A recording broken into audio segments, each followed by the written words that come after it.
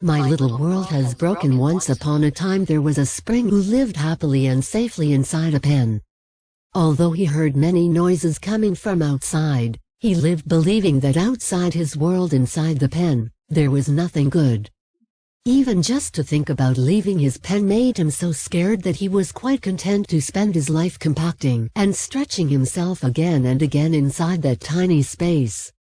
However, one day, the ink ran out, and when the pen's owner was busy changing it, there was an accident.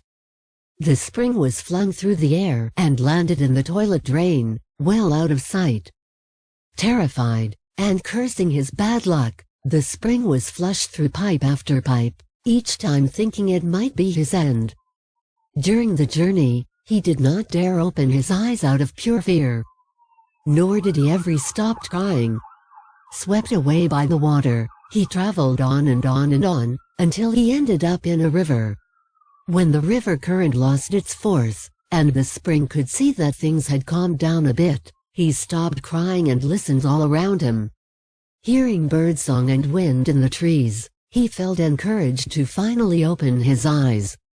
What the spring saw was the pure, crystal waters of the river, the rich green rocks of the river, and all kinds of fish of many colors, whose skin seemed to dance under the sunlight.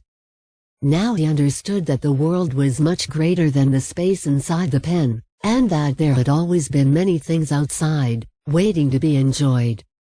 After spending a while playing with the fish, he went over to the riverbank, and then moved on to a field of flowers. There he heard weeping. He followed the sound, which took him to a lovely flower that had been flattened by a rabbit, and could no longer stand up straight. The spring realized that he could help the flower, so he offered to be his support. The flower accepted, and slipped through the middle of the spring. There they lived happily together.